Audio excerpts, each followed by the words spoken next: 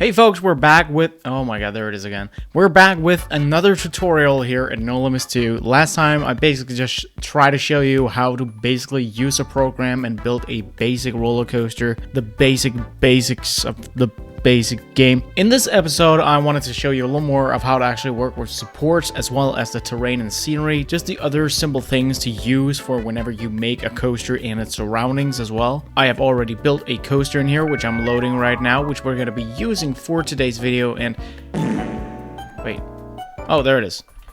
Here is a B&M sit-down coaster, a super small one, which I want to use just to show you how to actually work with supports and scenery and terrain. Now, if you want to actually see a video someday where I talk a little bit more about how to do certain elements like dive loops or there we go, zero G rolls, or just anything in general, let me know in the comments below. Let me know what type of elements you really want to see, and I would probably love to do a tutorial like that sometime in the future. Now, before we get into supports and terrain and scenery and such, I do want to answer one quick question first. One thing I was asked about in the previous tutorial is how to make a custom front car. I don't know how to do that in regards to the model, but I know how to get somewhat of a custom paint job on it. First of all, we unfreeze the coaster, and then we go into coaster properties, we go into trains, and then here you could either set a color setup for the entire train or just a specific car, the zero car being the front one. And then there you can choose a texture. You can also choose individual colors, of course, if you want to do that.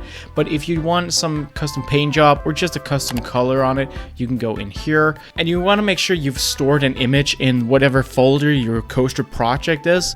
If you choose it and then freeze, you will see that it is on the front car. Now, this is a little too large, of course. You can always adjust the image and such before you put it in, but this is an effective way of having some theming on the car. And it's also very effective if you just want to get rid of the NoLimits 2 logo. You can just post an image of the color that the train is, and bam, it's gone. So I think we should just get into how to actually work with supports in this game. Obviously, this coaster is unsupported. And in this video, I'm going to assume that you already know how to basically build a coaster somewhat and just use the program in general. Now, there are several ways you can actually work with supports. Of course, we'll want to unfreeze first, and then we can go into the supports tab. The most simple way to make supports is just to use prefabs. In here, you have a set of certain supports that are already created for you by the game that you can choose. And as you can see, they fit a certain amount of different track types. They don't fit every track type, so this is why custom supports are also very useful. For this particular B&M and for most of the B&Ms, the twisted options are the most basic.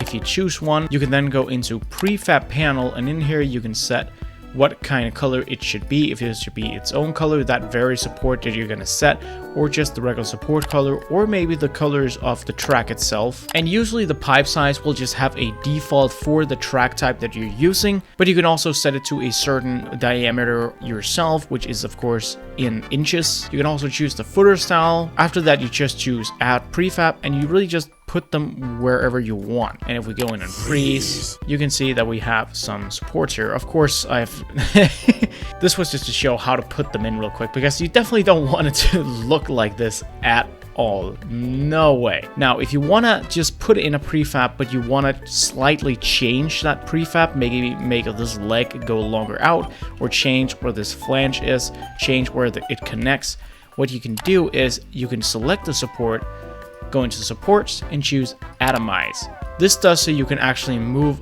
the individual parts of the support around. Take that down there, this down here, and then put that over there. Maybe move that. Then it looks like it's doing the stangy leg. When you atomize a prefab, it's gonna get this red color. It's a little hard to see, but you will figure it out once you play along yourself. Before you atomize it, it's more of this brown orangey color, and if you then choose any part of the prefab before you atomize it, it'll just move the entire thing. But it follows the track on its own, which is very useful. Now I want to teach you how to actually make your own supports, because while prefabs can certainly be very useful, a lot of the time you're also gonna want to make some custom supports yourself. I'm just gonna remove these ugly ass ones real quick. Let's just choose a random part of the track, like part of the drop here. In support, you can go into the supports panel. In here, you basically have all the options for your custom supports. You can definitely change this after you've placed down a support as well, but it's also very easy to just do beforehand, so that all your supports that you do ahead of time are already as they are. Here we have the colors, we have the thickness of the pipes, and we also have a lot of other options. We have even wooden rails, box beams. You can play around with these and just see what they look like. No start or end cap hinge, just leave those alone. They kind of make the support no clip. Really, I just always leave all of these alone. Of course, that's your own choice if you want to play around with these. For example, extra lengths is just that the actual support will be longer than the beam you put down. We have footers again, which are round or square. And of course, we have the rail connector types. Now, rail connectors are the part of the supports that are connected to the track itself. And this is basically just how you choose what it looks like. If we real quick just put a prefab down, we can choose the rail connector or any part of the support and choose supports panel, or as I'm gonna do now, just double click. You can see that the connection style here is twisted vertical. But if we choose a, let's say, a corkscrew straight down, it slightly changes. It especially changes if we choose 40, I don't know, vertical. There we go. And if we then freeze to see how it looks, it should look incredibly weird. Yeah, okay, it doesn't even connect. So there are many things that you can play around with. For the footer styles, again, you can see these are square, and if you choose round, they're gonna stay square in this view, but as soon as you then click freeze, you can see that it is round. And if you choose the wooden options, the actual footers aren't wooden, they're just the ones made for wooden supports. Let me actually teach you how to make a support from scratch. So I'm gonna go in here, I'm gonna choose track default, because then it just adjusts to whatever type of track it is on its own. I'm just gonna leave it as it is, because I don't need to make it custom. And let's just say steel square footers. I'm gonna go over and choose the rail connector to wherever I want the support. Let's just say right here, and bam, we have it right there. Then I choose a free node, which is wherever the beam connects to the actual support. I can just choose to have it in midair here. I can move it around. What I can then do is choose a footer and just place wherever I want. I'm just gonna choose 2 here. Then I can choose add beam. And if I click and drag like this, I hold down the mouse button, I can then choose it over to the node and release, and it's gonna make the beam. I do the same with the footers, or well, one of them, and there we go, we actually have a sort of support. To make it more realistic, I'm gonna choose a add beam node, which is basically like the red node, but you can only add it on the beam itself, and just like prefabs, you can only move them up and down the actual support. I'm gonna connect that to the next support. Then we have flanges, and flanges are basically just the areas of bolts and shit in the middle of the beam that really just makes it look more realistic. So if you choose, let's say, one here, and it looks pretty alright. That's pretty good. Now this up here is not realistic. Apparently the track default did not work, and I'm gonna go down and choose the twisted vertical, which is what it is because it's on the side. Now you can see that it's connected kind of oddly here. Now what I'm gonna do is I'm gonna move this down so it's somewhat in the middle of this. We want this to be as well aligned as possible in between here.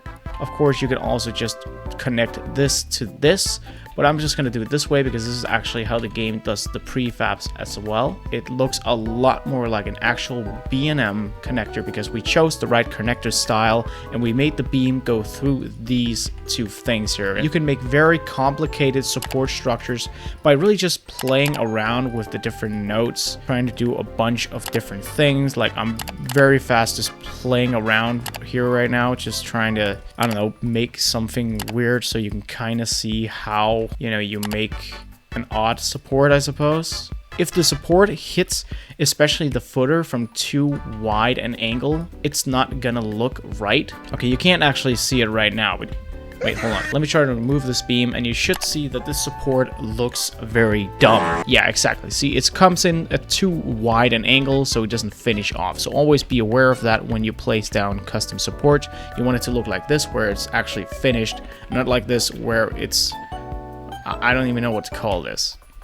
Now for realism, of course, it depends a lot on the type of coaster, the manufacturer of the coaster, the track type, and everything in regards to how the support itself should actually look. Typically with coasters, the higher you go in air, the taller the track section is, the thicker you want the support itself to be. Let's say I want it to be, yeah, sure, 30 up here, like that, and then maybe we want down here for it to be more like 24. And then down here, we want to say 20.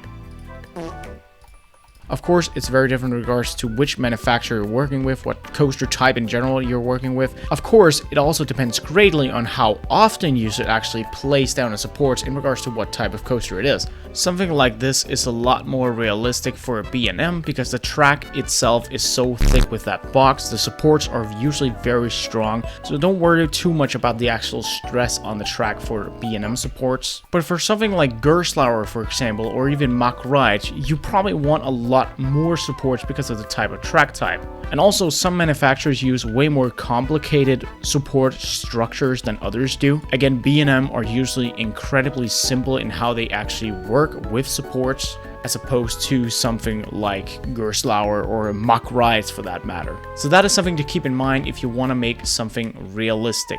The actual shape of the support itself also differs greatly. For a B&M, you probably want it to be something like this, very strict, very much like it's afraid of its drill sergeant. Just very simple looking, straight down, a beam off to the side. But with something from Mach Rides, for example, you might want it to be a little more dynamic in its shape. It has this thing going up at the end, a sort of top cap. Now let's say you've made this custom beautiful support here and you want to use it more than once, but you don't want to build it every single time. Basically what you just do is you select the entire thing like this and you just hit define parentheses copy, or you just hit Control C. That way you can just hit click paste and just put it wherever you want. Now, unlike prefabs, it's not going to adjust so well to where you put it. So let's say I put it over here, it's going to look all weird because of the different height and the different direction that it's going to be in.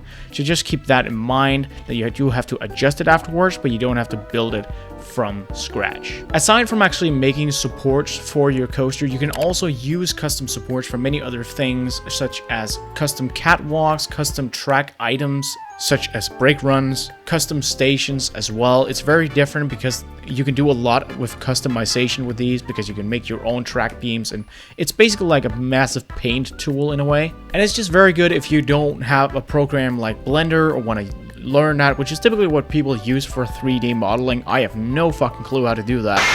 One final thing about supports before we move into terrain and scenery is how to make wooden supports. Now, just like steel supports, you can also just do them custom. I just don't. If you want to make prefabricated wooden coaster supports, you're going to go into supports, wooden generator, and then you can play around here with how you want your wooden supports to be. A simple, just down with a wooden beam support structure. You can have a steeple, which is angled. That's very much like a GCI. Vertical and stairs are more like gravity groups, for example. Whenever you've chosen what you want, I'm just gonna choose a steeple. You can choose if it's gonna include wide supports, where the supports go off to the side, catwalks and handrails as well. Just, I typically always keep them on for normal wooden coasters, just not RMCs, for example. You can choose here how much space there should be between the wooden supports. I typically keep it at 9, but let's try to just have it at 625. I suggest keeping these on as well for realism. And then just hit generate final, okay, and bam, we're gonna have a wooden structure here. Okay, so apparently the spacing was a little too small for me here. I'm just showing you on a steel coaster, so it's gonna look god awful, because obviously you don't want a steel coaster with wooden supports. But yeah, this is basically how to do it. Because wooden supports are so complicated, this just makes it so much easier to work with. And with RMCs, don't worry, it automatically makes the metallic beams as well. This actually looks kind of cool now. If you don't want these, you can also just go into supports and choose clear generated, and it just gets rid of it all, so you don't have to sit and delete it manually. But aside from that, I think we should just get into terrain and scenery. Now, the first thing that we can actually use terrain for is actually to fix some of the supports, because as you can see here, the track is actually too low and goes into the ground,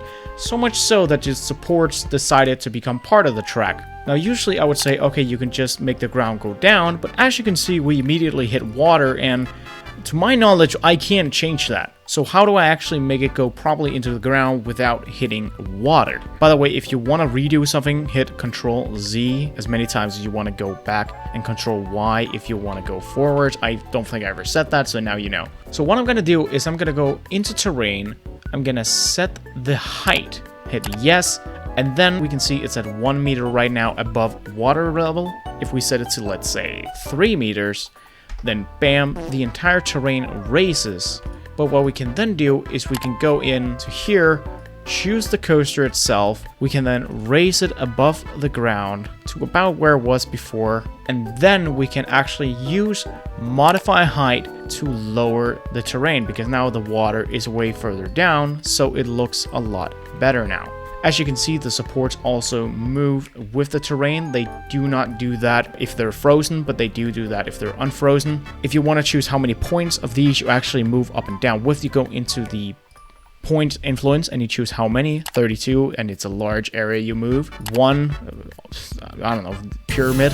Now, if you actually want to smooth the terrain, what you can just do is take this awful shit and then smooth terrain and then hit yes, and it's going to try to smooth it as best as possible. There you go, mountains, yay, lakes. All right, cool. What you can also do is you can paint. Sometimes winter scenes can be very, very depressing. The way you do that is you go into terrain settings, and here you can basically choose what kind of paint, or but basically what the ground is going to look like. You can see we already have one, which is grass, which is all of this. Then you can have plus. You can name it whatever you want. I'm just going to name it dirt. And then here you can choose what kind of pavement it's going to be. Well, these are pavements. So I'm just going to choose the dirt here. Here you can choose how frequent the texture itself is going to be. This A is going to look absolutely awful. I would recommend going with B or D on these. This is what B looks like. This is what A looks like. Disgusting! Detail mapping is sort of also where you just choose the texture and it will basically lap over it, so it's 2 textures at once. You can choose, for example, ground and then use gravel to make it look a little more refined. Bump map. No clue what that is. Auto paint, that is basically if you click enable auto paint, you can actually use that to just say apply auto paint, and then the entire world is going to be this. And then finally, extras, we can choose stuff like auto plant, as well as actually the sounds itself. That's what you choose yourself when you walk on it in the game. Now I'm actually going to go into the grass one, the original one, and choose auto plant. If we go into library, we can go down into trees and plants. If we go into auto plants, we have grass here. I think you can probably implement things here yourself. Choose OK, OK, OK, and bam, now the grass has grass all over it. It looks a lot more natural, really, and a lot more fluffy. He's so fluffy, I'm gonna die! Just like with terrain, you just choose your kind of influence. You make sure you have chosen the right texture here, and then paint layer, and you can just have fun with this and make it poop all over the place. Subtract paint is basically like the eraser. Paint absolute is sort of so it doesn't blur as much, I suppose. But this is basically how you work with terrain. Now, if you don't like how the background looks, there are 2 things you can do. One thing is just recompute background and it just rearranges whatever is back there. There we go. But if you actually want to change what the background itself is, you can go into the park, environment, and then up in here in the top, we have the environment, which is right now set on default. Let's choose mountains, for example, hit OK, OK, and it's not going to change immediately. I want you to save, then go out of leave editor, you hit the X so it's completely unloaded, and then if you load the park again, it's going to now have all the mountains in the background. You can make your own backgrounds as well. If you want to have giant pictures of Gibby, you can do that as well. The final thing to look at is scenery, trees, plants, objects, and so on. In scenery, okay, I don't know what these things are. Let's ignore those, but you have choose. If you go into library again, you have a bunch of different categories from which you can choose different sceneries. Let's just go into here, vehicles, where for some reason there's only like 1 box truck, hit add object, and then we can just place it wherever we please. Select and modify allows us to basically move it around. We have these axes here of which we can customize how it's gonna be rotated, so you can customize itself completely. There are also some generic buildings, and if you have Blender, which I don't, but if you have it, you can make your own objects to put in as well. You have effects as well, which I've actually never used these. Let me try to make it like a fire effect.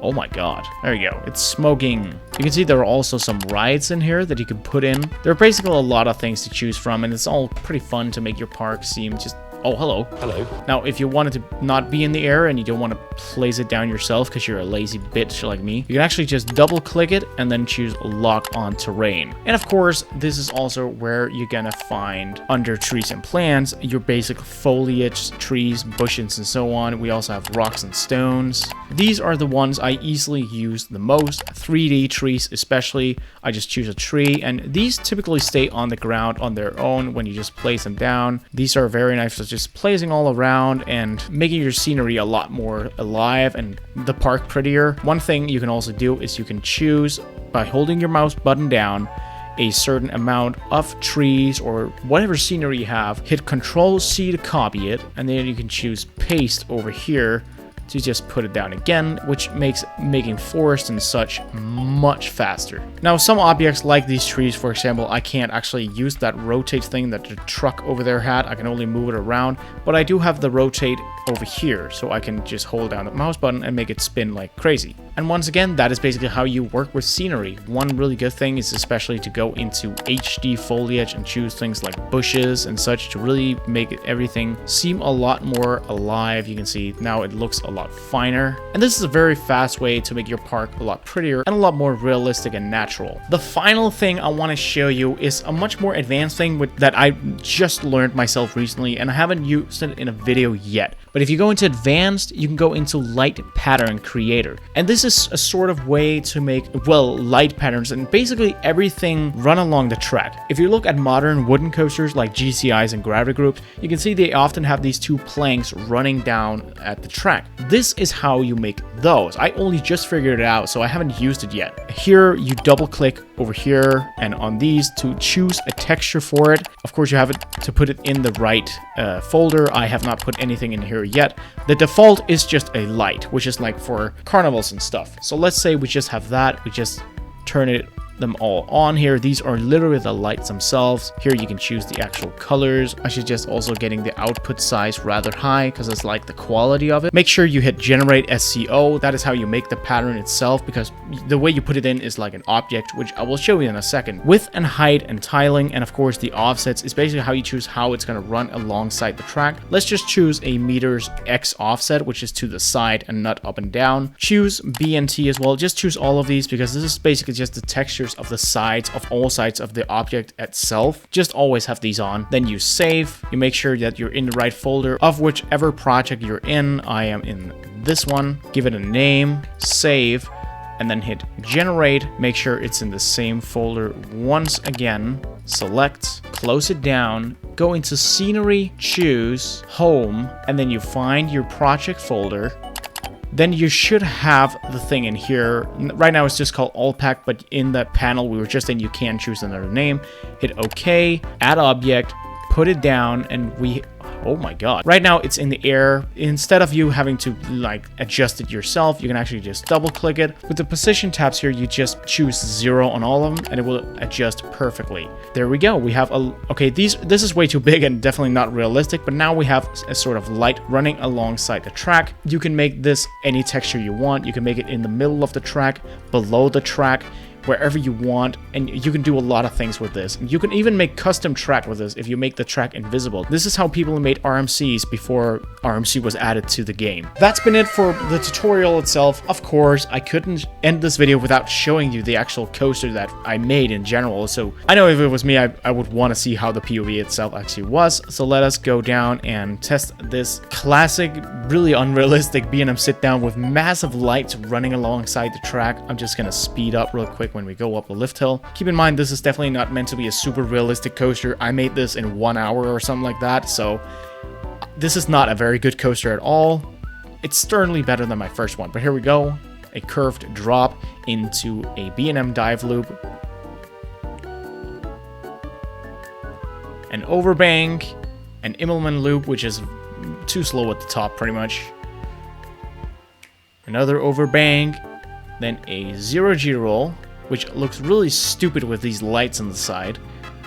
B&M corkscrews are incredibly hard, by the way. This is the best one I've done, and I'm still not satisfied with it. And there we go. So here the ride itself is running. We have beautiful supports and scenery. Thank you so much for watching, everyone. Again, let me know if you want to see some other type of tutorial with elements or something like that in the comments below, and I would love to do that one day. It has been a pleasure once again to show you how an amateur like myself works. Of course, I do not know how to do everything. There's several things that unfortunately people have asked me to show that I just don't know how to work with. I myself am a very basic player, pretty much just playing with basics of coasters. I don't even know how to do transfer tracks, but thank you so much for watching, guys. I want to wish you all a very good whatever day it is. Yes, bye!